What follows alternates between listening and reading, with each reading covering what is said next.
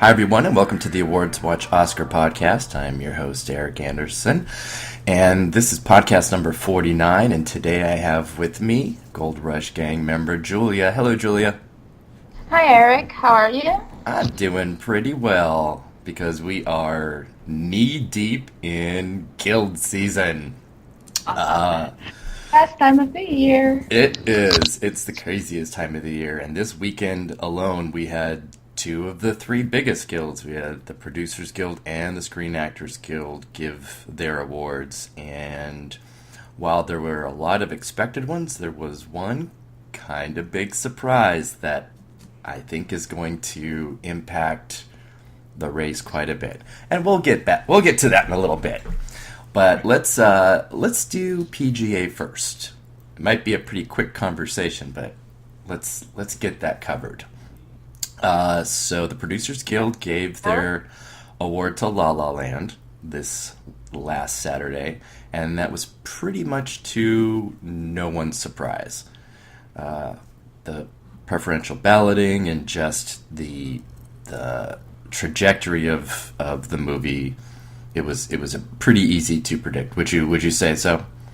Oh yeah, absolutely. I mean, if you remove the last 2 years or so, the PGA has been the most reliable guild, and they usually do go for the front runner. So yeah, I mean, it was a given, especially when the biggest threat so far would have been Moonlight, we believe anyway. And I don't think, as I've said before here, that Moonlight benefits from preferential balloting. So. No, it benefits from, I think, a lot of passion votes, but that's it's less than the broader appeal of something like La La Land. Yeah.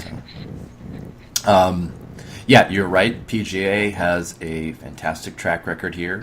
They're 19 out of 27. This is their 28th year, so barring some kind of huge surprise, it should be 20 for 28 soon. So it's pretty good. That does include the tie from a few years ago between Gravity and 12 Years a Slave. But since 12 Years a Slave went on to win Best Picture, it still counts as a point on the PGA's side. A half point. A half point, maybe, yes. But yeah, we probably should just, for a moment, talk about last year because it was a really exceptional year. A different film won each of the top three guilds, which kind of threw a lot of things into chaos. The Big Short won PGA last year, and that was a big surprise to everybody. It was either going to be Spotlight or The Revenant is really what the prevailing predictions were. And then that happened, and it was kind of strange. And then it ultimately didn't really matter. It didn't have any impact because when it came to the Oscars, it just won Adapted Screenplay, which was predicted to win anyway, and that was that. And it didn't even win editing. No, it did not. Its biggest showcase. It did not. And I think if there was going to be another one of those situations this year, it would have happened, but it seems like that was more an exception than the rule last year. Yeah, I mean, my take from last year is just that there were too many movies that were getting those top three votes. Because essentially in the preferential balloting, it doesn't really matter if you get a lot of ones. It matters that you get a lot of ones, but you also get a lot of twos, a lot of threes. Yes. So if you were a very divisive movie, and you take, for instance, like Mad Max Fury Road, I bet a lot of people had it in number one, but it's also not the kind of movie that works for everyone, so it probably showed up as, 6, 7, 8. And that makes it pretty much useless in this kind of balloting. Yes. And I think in the end, this is what happened with The Revenant as well. It got a lot of ones, but it didn't get enough twos and threes. So this kind of voting kind of shifts towards the most consensual pick, which is why I have no idea how what happened at the PGAs last year happened. Yeah, that's why I'm still surprised by that too, because I can look at the list of this year's PGA nominees and think, yeah, Moonlight, Manchester, those are movies that are going to get a lot of number ones. They are two of the biggest critical hits of the year, and they just, they're going to do really well. And La La Land, like you said, is a movie that will probably or would have hit, one, twos, threes because people really liked it, but it was Yes, like, no, this isn't the number one. The number one is this. And there's no way that there isn't a certain amount of strategic voting, I think, that happens with these because people are people. Even in the forums when we have different, contests and, rankings and things like that, people actively vote strategically depending on the style of the balloting in hopes of getting the film that they like in. It just happens. it is true, but at the same time, I wonder how many Oscar voters know what the preferential voting is. You mean You know, the impact of a number three yeah, vote? Yeah. exactly. I mean, they might have an idea, but they might not know how important it is. I mean, if you put something in your as your number six or seven, it's pretty much meaningless, Yeah. most likely, especially in a year where it might be between two or three movies. Yeah. We believe anyway. So I don't know. I think some of them might use some schooling on it. Can you imagine Sherboon Isaac emailing everyone, "Hey guys, this is how it works. Check out this video." Yes, check out this Stefan video with the poker chips of how, voting works. Exactly. It would just people would be like, I don't understand what this is. Oh my Especially God, math. it would be all the older voters would be like forwarding it to their grandchildren. What does this mean? And it would Someone be called for forward, Raji forward, Behan. forward. Yeah, I understand the concept of the preferential ballot and that trying to find a consensus pick makes sense, but I still hate it. Oh yeah, so do I I. hate it. I hate that it was a change that happened at this point because then it essentially makes everything that's won before is very difficult to then use as a statistic or history because it's not the same voting. You can't say that a win for a movie 20 years ago is the same Yes, for one now. So absolutely. it makes prediction a little bit more difficult, but at the same time, as we're talking right now about understanding how that balloting works, you have to use instinct and some type of really good premonition and read on Academy members. And that doesn't mean, talking to 10 members means you have a bead on how they're going to vote. Just going to True. say that. So, the day after the PGA announced, we had the Screen Actors Guild, which is closer than I remember it being in the past. Usually it's but this season is a little different than in the past. There's been a longer period before nomination voting started, and it happened to cross right over BAFTA nominations and Golden Globe winners. So it's a little different this year. But just this last Sunday was the Screen Actors Guild, and generally things were unfolding as we were mostly expecting them to. Mahershala Ali won supporting actor for Moonlight, or actor in a supporting role, as it's called. And Viola Davis won supporting actress to a huge standing ovation and an incredible speech. And Ali's speech, too, was just like, oh Whoa. my God. I was just like shaking. It was emotional. And the way he speaks, Yeah. I mean, soothing, and it's not overtly emotional, but it gets to you. He got really close, though.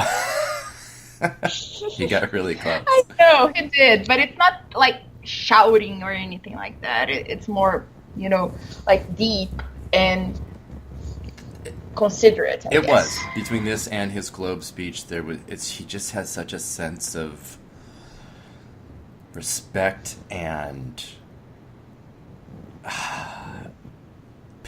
passion, but not like you said, excited, but just Yes, like such deep respect for his yes. craft and for people that voted for him, and it just was. I'm gonna love to keep seeing his speeches. I'll say that. Just don't wear his shirt on Oscar night. I'm just not. Shut up. Hey, it's not my fault. First, you wear Nicole Kidman's shirt, and then she loses the Golden Globes. It doesn't matter if she wasn't the favorite; she lost it. Then you wear Moonlight's shirt. Hey! I Moonlight is the SAG. I changed to the Isabelle Huppert shirt, and then she won. Yeah, but the issue is with the first shirt. I know. So make sure you wear a Casey shirt on Oscar night. That's just to be sure. clearly what needs to happen. Absolutely. And I won't wear a Jake Gyllenhaal shirt for BAFTA. Yeah. Can you imagine? Oh, that would be amazing. Wear a Casey Affleck one as I well. will, and then I'll change to a Jake Gyllenhaal one. Yes. My goodness. Yes. But are you going to change in the middle of the category? How dare you? Whatever. BAFTA loves Jake Gyllenhaal. Sure. Oh my God, we have digressed. My goodness. Yeah. So Mahershala Ali, he wins. This is a very, very good position for him to be in. SAG has not like the greatest, oh my God, record. They have like 13 out of 27 winners. But in this decade, it's pretty good. And that kind of goes for SAG almost altogether. You have to look at the first decade of them as really just kind of trying to figure out who they were. It's still a very relatively new awards group in that sense. And the first, 10 years of them were just wildly different, as we'll talk about in a little bit. But in this last decade, only 2 SAG winners in this category have not gone on to win. That was Tommy Lee Jones for Lincoln, and he won because Christoph Waltz was not even nominated for SAG. And then last year, Idris Elba won, and he ended up not even being Oscar nominated himself. So those are 2 situations that happened, and they are extreme, and the only times that they've happened in their occurrences. So for Ali right now, he looks very, very good to win. Would you agree? I agree. Absolutely. Yeah, I think so. I can't see anyone beating. Yeah, I can't either. It feels very straightforward to me. Then we have Viola Davis, who also won. She now has... Who's also beating. Yes, she has Critics' Choice, she has Golden Globe, she has SAG, and... I mean, at this point, she doesn't have to do anything else. The only thing she has to do is call her agent, get herself an audiobook, because she needs that EGOT. Because the Oscar is signed, sealed, and delivered. Yes, that's a good point. She will have the E, the O, and the T in 1 month's time. So... Oh, yes, the lovely tool. Yeah, so she just got to work on that Grammy, like so many actors have done, and some still need to do. So, and I think she could. She's got a great voice for that. Oh, yeah. I mean, I don't know how she doesn't have one yet. Yeah. Because she has the perfect voice for like a biopic or something. Yeah, I think it would be wonderful. Not a biopic, a biography. Yes. I guess. All right. So it's I sort of feel bad for this category, honestly, because it's there. I mean, everybody knew as soon as the official announcement came that Davis was going to be submitted and pushed and supporting that was it. But it's for the best, because at least you're gonna go to the Oscars and enjoy kinda the party, knowing they have no chance. I think there might be a little bit of that, and I mean, as long as people follow the season, and I obviously, unless you're like Eddie Redmayne, you're not going to follow it the way that we do, and Or Jessica Chastain. yeah, and I come back to like Michael Keaton and that little visual of him putting his speech back into his pocket after Eddie Redmayne's name was called, and it's no shade to Keaton. It just is that, I mean, if you're watching it from the outside, Redmayne as the winner was pretty obvious to most of us. So I felt very bad for him, but at the same time, there's such a strange fine line between, I think, an actor that wants an award and really goes for it hard versus someone who appreciates it and likes it but isn't super active about getting it. And we talk about actors being super thirsty for them and campaigning really hard and just being at every event and always the person that everybody wants a picture with, and all of these things that are a part of this whole process. It's it's tough because I like to tease actors that do that. Kate Winslet for 20 years angling for a win, and I don't know. I don't even know where I was going with it. But it's kind of interesting when you compare, say, if you're looking at the supporting actress category, Yeah. for instance. Nicole Kidman. She may not have had as many Oscars as her career suggests she should have. Oscar nominations, I mean. But everyone knows who she is, and she has chances of having great roles pretty much every year. She gets great scripts most of the time. And then you get someone like Naomi Harris, who is a very good actress, but hasn't had that great of a part so far. And I don't know the kind of scripts she gets.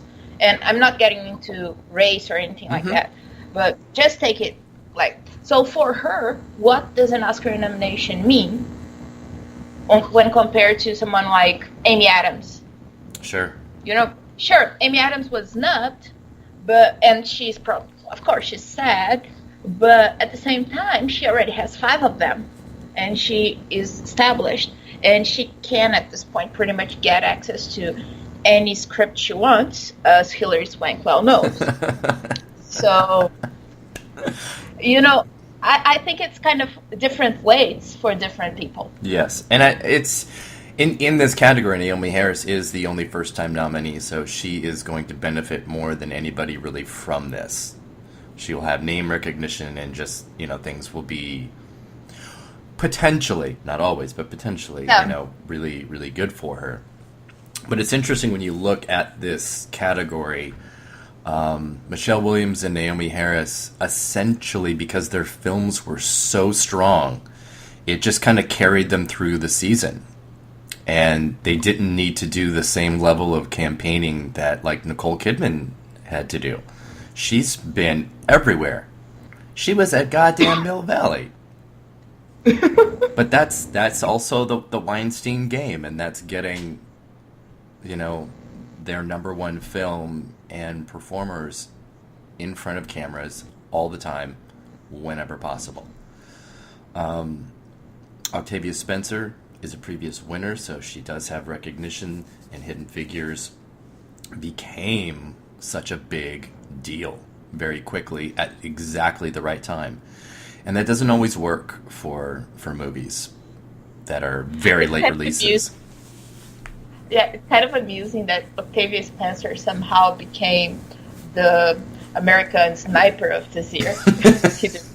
The American Sniper. It really did, and it's the only acting category that went 5 for 5 with SAG. So people were pretty locked in. Yes. From but early it on. has been a relatively weak year in supporting. Yeah, there wasn't a lot of outsiders that could have gotten in. I know people were hanging on to Greta Gerwig for as long as they possibly could, but I mean, my God. Sorry, people, that just was not going to happen. So, there we go.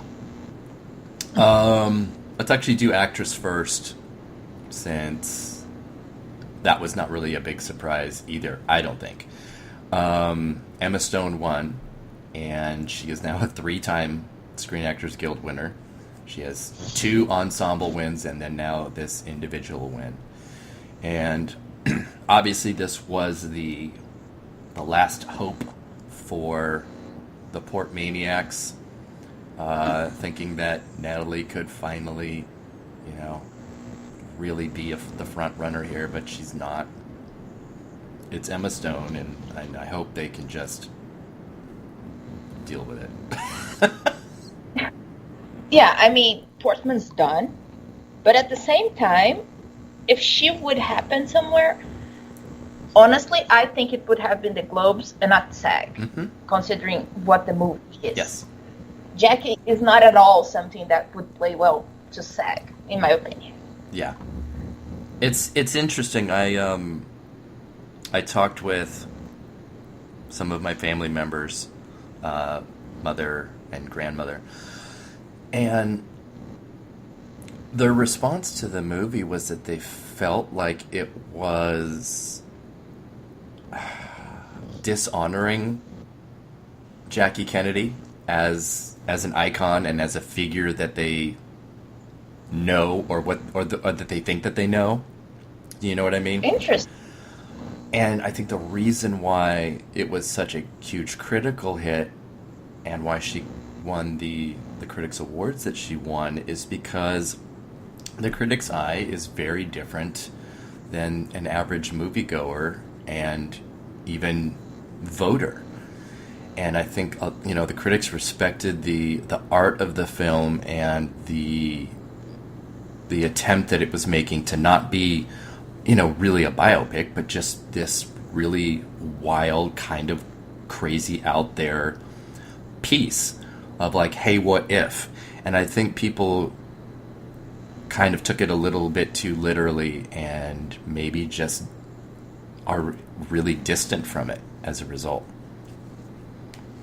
That's a very good point. I mean, I only know Jackie from an outsider perspective, like her image abroad or so. But the idea we have of her is like this flawless woman that, like the perfect image of grace in hard times. And she could do no wrong. And then critics like when a character has flaws, when a character is well developed. But if you have an image of someone as being like this perfect idol, untouchable idol, and you are forced to see them in a different light, it might not play so well. So I really think you were onto something here. Yeah, it was funny. I was talking to my mom about it, and she said the scene when she's trying on all of her clothes and popping pills and drinking. She goes, she was so upset at that scene because like Jackie would never do that. And my response was, that's my favorite sequence in the movie, and that was the difference, and that is when it clicked for me even more than just normally trying to look at something from a predictor point of view. But it just kind of clicked in my head at that point that, okay, this is the difference in age between us. This is the difference in what the expectation of something like this was going to be. So that's fascinating. Yeah, it was an eye opener for sure. And to look at us as predictors and removed from a certain amount of emotional connection or attachment to something like this. Portman and Huppert are actually tied in the Gold Rush game for second place, which is kind of fascinating. 5-5. Wow. Yeah. And you and I are in the same boat. You and I both have Huppert at number 2. Yes. I'm not going to shade anybody that has Portman at number 2. It still makes sense. But I still think it's Huppert. I agree. And that would be an amazing upset. Maybe on Oscars night I'll wear an Emma Stone shirt for the first half, and then I'll switch back to my Isabelle Huppert shirt. If that works. That works. I'll take it. Yeah, exactly. Then my juju is incredible. It's amazing. Maybe it's something you caught in New Orleans. Maybe. Let's talk about leading actor at Screen Actors Guild. Ooh. Because this was quite exciting. And things just got interesting. Yeah, and things really just got interesting, exactly. Denzel Washington won SAG and beat Casey Affleck, which on the surface seems like a surprise because Casey Affleck has Golden Globe and Critics' Choice and 815 different Critics Awards going into this. But Denzel Washington, in his entire career, had not won a Screen Actors Guild Award up until this weekend.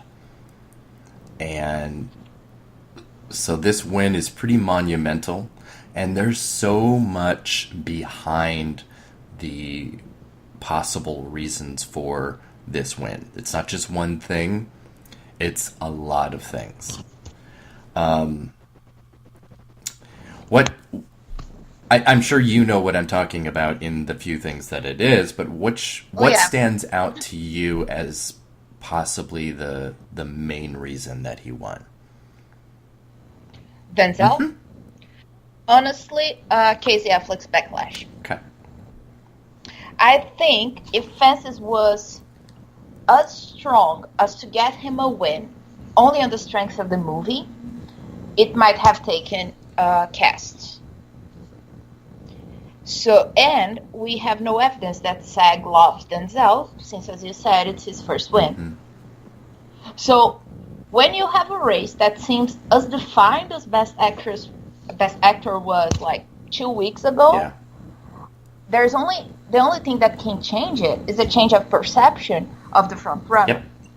So, take what happened with Russell Crowe about a decade ago.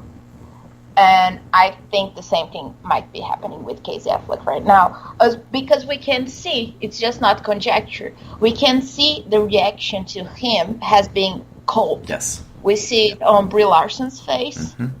We see it on the level of applause he gets when he's presenting at SAG, for instance. Will it translate to the Oscars? I have no idea, but right now I'm very tempted to say it will. I'm completely tempted, so much so that I changed my prediction, and I have Denzel Washington in number 1 as winning. I'm the only one that made that switch from Sunday's win. And I definitely agree with you that this was a turning point, and that it is a big denouncement of Casey Affleck's sexual assault past. I do believe that this is a huge part of it. And you will always find every single Oscar predictor, top tier and bottom tier, that say nothing really matters until you get to industry awards and guild awards. And that is absolutely true. It's where things turn. It's where the King's Speech took over from Social Network. And you can't underestimate it.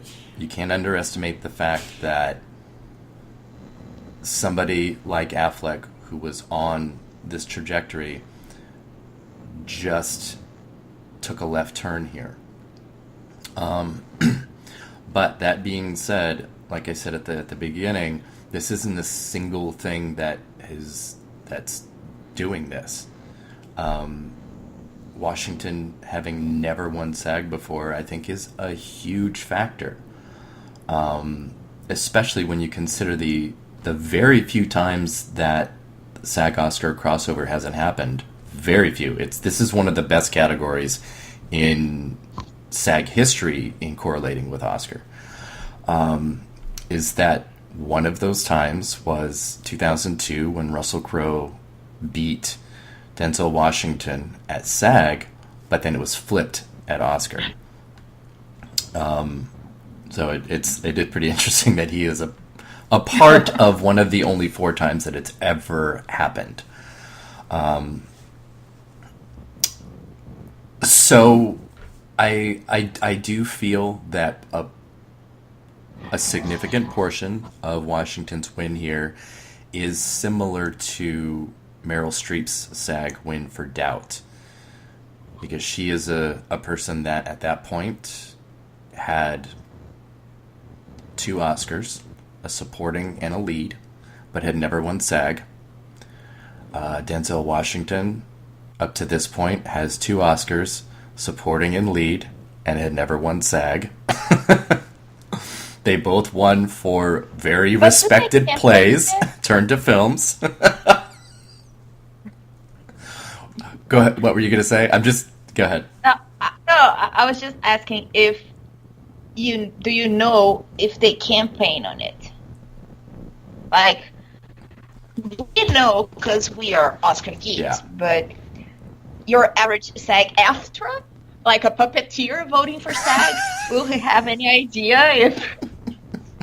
I still can't get over puppeteers voting for this, but yes. I know, it's awesome. It's crazy. Being John Malkovich would have won everything if they had been there at the time. Oh my god. Oh, that would be great. No, this brings us back to the same conversation, and that is, we're doing this as predictors and following races and looking at statistics and knowing all of these numbers. And no, the average person in a 160,000 member group is not going to. But Washington himself commented, and he knows what the statistics are, and that's not somebody that I thought was going to be pretty hip on that or care about that, but he knows what's going on. But I think what Paramount and Fences have done is an extremely low key campaign, not the type of campaign that happened for Meryl Streep for her Iron Lady win, when it was she hasn't won in 27 years. That was just like as naked and transparent as you could possibly get, and that's not happening for Washington and Fences. That being said, I think they could absolutely capitalize on this win in this next month, because voting still hasn't even started. Oscar voting hasn't started. It's still a few weeks away. But I think what might have happened with Paramount, first of all, is that when Meryl Streep won, her main opposition was Viola Davis, which, I mean, I don't mean this as an issue with Viola or anything like that, but it's not, until the very end, it wasn't that big of a competition. I mean, if you were strategizing in, say, I don't know, November or October, and you were planning, you were like, oh, this might be the perfect year for Meryl Streep because she has no competition. Yeah. And now, what Paramount might have seen is that Casey Affleck had the Oscars in his hand, so they didn't invest on a very strong Denzel campaign so far. But I'm very interested in seeing what they'll do from now on, because Oscar voting doesn't start until February the 13th, I believe. Yeah, it's 2 weeks away. So they have time to build that. And I think they will. I think they should, and I think Yes. they will. It's funny now that we're talking about Meryl Streep and losing to Viola Davis that year. That ties actually into Natalie Portman losing as well, in the sense that statistically and historically, nobody has ever won the leading actress SAG twice, ever. And that rule has gone unbroken again this year. So there is a that's just flashing back a little bit to Best Actress, even though we're on Best Actor, but interesting nonetheless. But yeah, I agree. I think and I hope that Paramount takes this win very seriously. And if they look at statistics, 18 of 22 SAG winners here have won the Oscar. I mean, I hope they have money left. I know. Hello, Sam. Oh my goodness. Oh, I feel like a schmuck for bowing down to Casey Affleck as a predicted winner, because I had Denzel Washington for months and months, just like I had Lion in for months and months, and then I got scared and I went with the crowd at the last minute, so I regret that a little bit. And you were doing so well this year. I know. I mean, trust yourself. I know. I think I'm just going to. It's because usually when I trust myself, it's the results are terrible. But well, it is a crazy time. it is. It's a crazy year. All right, let's get to the top win at the Screen Actors Guild, and that was the Cast in a Motion Picture. Oh, my feelings about this are so mixed. So mixed. Hidden Figures won the Cast in a Motion Picture, and it was a pretty big upset to Moonlight, I believe, because there are two things going into this category that gives you a winner. One is the perceived Best Picture frontrunner, and since La La Land was not nominated here, Moonlight, I think in most people's estimations, would have been the de facto or fallback winner. The other thing is this category does also like very populist winners. If Moonlight had won, it would have been the lowest box office earner to win this category. And Hidden Figures, as of Sunday, the day that it won, crossed $100 million and was the highest grosser. And I have to then think that was a bigger factor. What do you think? I agree. Sorry. I think that, first of all, SAG is very populist. It has always been. And if you think, for instance, on the other Octavia Spencer starring ensemble winning, The Help, it won over The Artist, which was the pretty much front runner, and everyone expected it to win Best Picture at the Oscars. But The Artist is kind of this highbrow concept, if not a highbrow movie. Yes. It's black and white and pretty much silent, and it's totally different than what you could have expected from a SAG winner. Yes. And I think the same thing happened here. I mean, I was sad for Moonlight and for Barry Jenkins, because he's a sweetheart. Yeah. But at the same time, I was so happy that if Moonlight had to lose, it lost to Hidden Oh, Figures. 100%. I'm absolutely with you on that. I think it's a great cast, and it's a delightful movie. And I mean, sure, I have other interests in that movie because anything involving the space race it gets to me. Yeah. But it was surprisingly good. I mean, it's not a masterpiece. It shouldn't be winning Best Picture awards or anything like that. Is Moonlight a much better movie? Yes, it is. Would Moonlight be equally deserving of a cast award? Yes, it would. But this movie means so much to so many people. You know, it's such an inspiration to young girls. And for them to see a movie like this telling a real story about three pretty much unknown black women who had this amazing influence in the space program.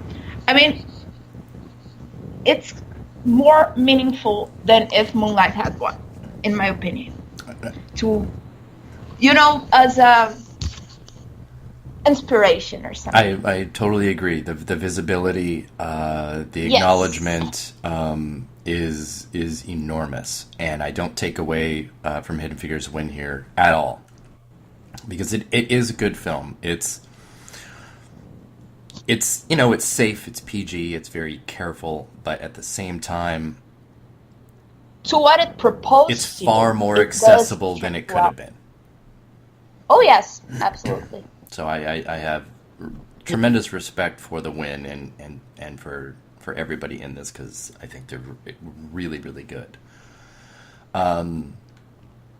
So, what does this mean for the Best Picture Oscar race? Because Unfortunately, I don't think it means a whole lot. Although it is really kind of great that at SAG a different film was represented in all the motion picture categories. All of them had a different film win. No double winners. it's true. Even stunt. What is that? Hacksaw Ridge. Oh, No surprise there either. makes sense. Yeah. So Yeah, yeah, let's I look at the mean- Best Picture race. The big one. Yeah. I mean, before SAG, we pretty much thought La La Land had it in the bag. And Moonlight might spoil, but it would have been quite unlikely on a preferential ballot, and maybe Manchester had a chance. What I took from SAG is that Manchester has absolutely no chance, and I still think Moonlight has a very, very, very, very, very, very low chance of getting Best Picture. So we are back at La La Land winning easily, unless something really weird happens, which might. Yes. Looking at history, PGA and Oscars Best Picture have a really great matchup, 19 of 27, versus SAG and Best Picture, which is only 50% of the time, 11 out of 22. But that includes 4 of the last 6 years. So I want to still look at Hidden Figures, not as a potential spoiler to win, because I just don't see that with the nominations that it has. But looking at the preferential ballot, do you think that it's going to dig into some of those number 2s and number 3s? I was thinking about that as we spoke. I think it might on those 2 and 3. Yeah. But I don't know if it gets enough number 1s to make a difference. Yeah. I think that might be it as well. I'm looking at our rankings, and it looks like you and I have the same ranking of the top 6. We both have Hidden Figures at number 5. Which is a big jump from obviously what it was, and that SAG win does have impact. But I just don't know if it's enough. And that is my thought, that the the new visibility of Hidden Figures its box office, the timing of Oscar voting, that will dig into some of those 2 and 3 votes, but that to me only continues to favor La La Land as a winner. I agree. Yeah, so I don't see. I mean, obviously, if Moonlight had won the SAG Cast Award, I would be. It would still be number 2 for me, but it would be a much stronger number 2. I think it was weakened quite a bit, which is unfortunate. I agree. Yeah. Something I just thought of, and I don't know why I just thought of it now. It's January 31st today. The Directors Guild, which is the last big guild, is next week. So I think we should make predictions for that right now, and if that is going to change anything. Oh. Because last year we had 3 different winners in the top guilds. Spotlight won SAG, Big Short won PGA, Iñárritu won DGA. And he won the directing Oscar, and Spotlight won Best Picture, one of its only 2 wins. So what happens if Barry Jenkins wins DGA next week? And we have 3 different winners again. As far as Best Picture? Nothing. No, not as far as Best Picture, but... As far as the case in general. Yeah. I'm wondering then if we have another director picture split, which we have seen an astonishing number of in the last decade that we did not used to see before, thanks to this ballot. Yeah. I mean, I think it's possible. if I'm being perfectly honest, I don't see Damien Chazelle losing DGA. It seems like such an easy DGA pick. It would seem like an easy directing Oscar pick as well. But I wonder if the idea of Jenkins being the first Black Best Director winner might be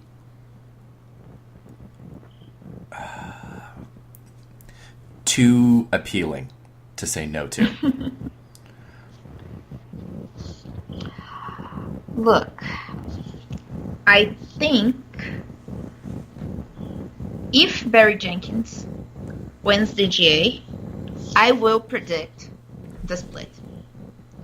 However, I don't think he is winning DGA. Yeah. I think it's Chazelle. I'm with you there. I'm just thinking out loud. Because there's a lot of things involved, I think, in these decisions and in these outcomes. And I think Jenkins winning without the picture winning looks... I don't want to say it, but it would look a little disingenuous to me. Well, it may look, but it's not the kind of thing that will show up to the voter when they are voting. Yeah. If this was like a direct vote, and someone would vote, say, for La La Land for Best Picture and for Barry Jenkins for Best Director, they might consider that when they're voting. But if they're just doing numbers, I imagine they don't really think about it. Yeah. So, but if you ignore Ben Affleck, the last time the DGA didn't get the Academy Award was Rob Marshall in Chicago. Yeah. Ironically, a musical. Hello. But in a much more complicated race. Yeah, a much more complicated race, and I also think too, we're looking at director wins for much more complicated directorial films versus, what wins Best Picture. Good point. And in this scenario, Moonlight is the less complicated film versus La La Land. So predicting a split, just based on the last, decade or so, doesn't really make sense. Weirdly enough, it would be the opposite that would make more sense. And Moonlight would be the Best Picture, and Chazelle would win Director. That would be more in line with how the splits have gone. So, yeah. So, I mean, I think we needed to talk about DGA since it is in just a week's time, less than a week's time, next Saturday. So we're both going to predict Damien Chazelle there, correct? Yes. There we go.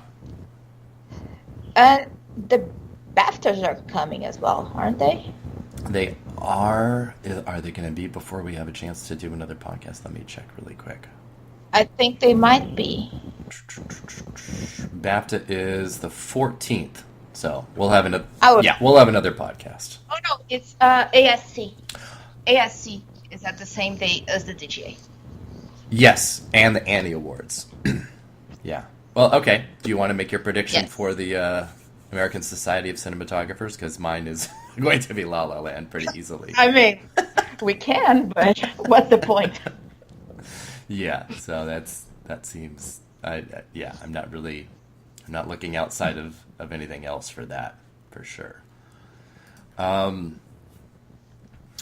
So, for those just listening now, we actually have the first official full predictions for the 2017 Oscars up on the website, so check those out outside of what we were just talking about on the podcast, because we're not going to get knee-deep into the text and all of that until a couple of weeks from now, and as we get closer to the big show. But is there anything you'd like to close on, Julia? Or oh yeah, just because it happened this week, and I think it's relevant. Okay. What do you think about The Salesman and the current political situation in the U.S. Influencing the foreign language race film? That is a really fantastic question, and I went kind of crazy on Twitter about it as well.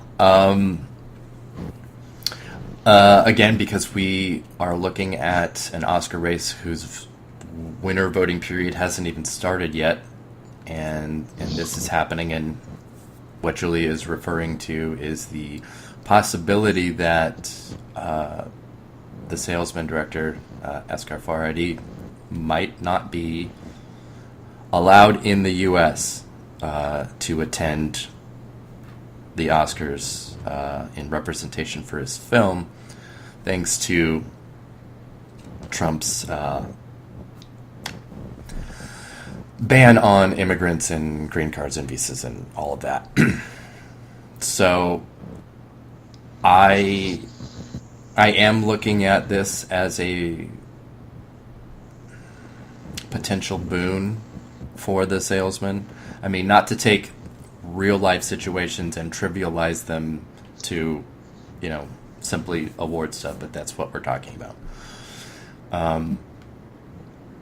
But I do think it certainly raises the profile of the film, and would make it would make a very vocal stance, I think.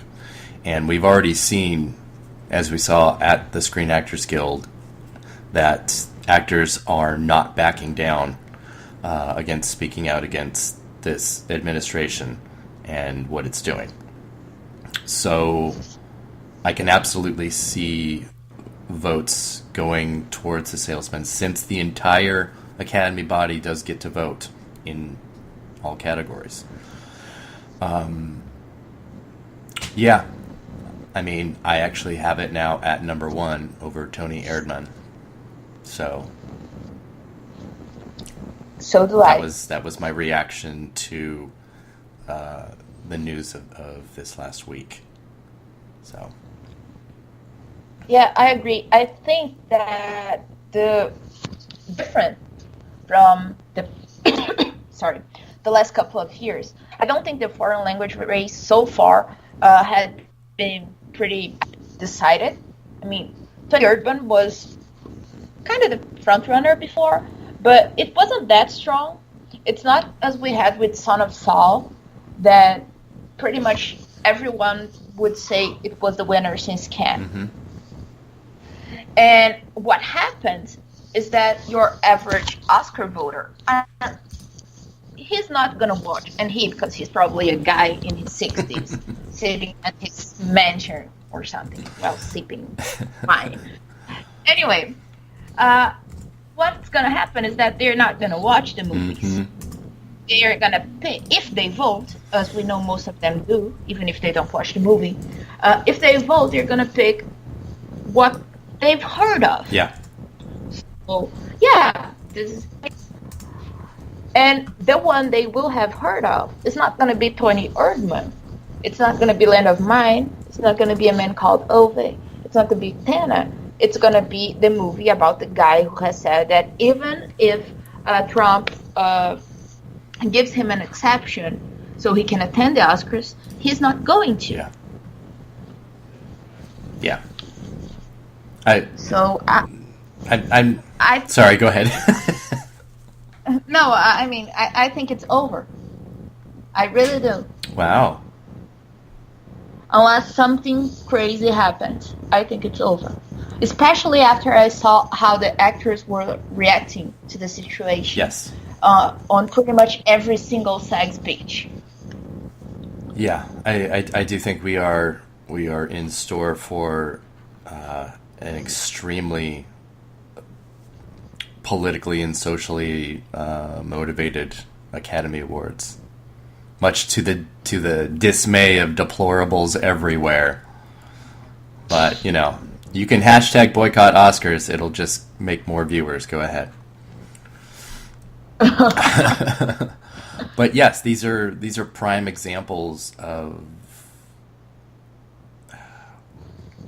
how and why politics and art are inextricably mixed, because they are. And when I hear and read people say that actors and people that make movies shouldn't have any opinions on politics, it drives me insane, because art is driven by the current state of politics in whatever country you're in or whatever is happening in the world. That has always been the case since the beginning of time. That's one of the purposes of art, to hold a mirror to ourselves, to comment on what is happening in the world. That is the point. For a lot of people, that's like, I just want to be entertained, and that's what I like. And that's fine. But this is a huge part of the reason that art exists. So. Well said. So yes, I'm with you in the salesman being a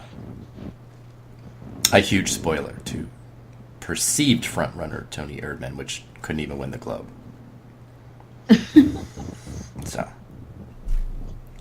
Yeah. I think that's... I'm glad you brought that up. I'm really glad you brought that up, because I should have put that on my my agenda for today.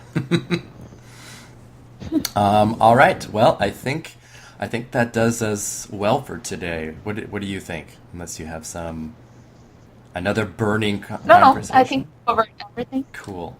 No. I think we've had enough. Well, after the last podcast that was 3.5 hours long, I think people might be happy to have an hour-long one. Although I was really shocked by the numbers that came in from that 3.5 hour podcast. So people like length, apparently. Go figure. I mean, it might not be the length, it might be the subject matter, but maybe. Sure. Indeed. All right, so Yes, is Tuesday, January 31st.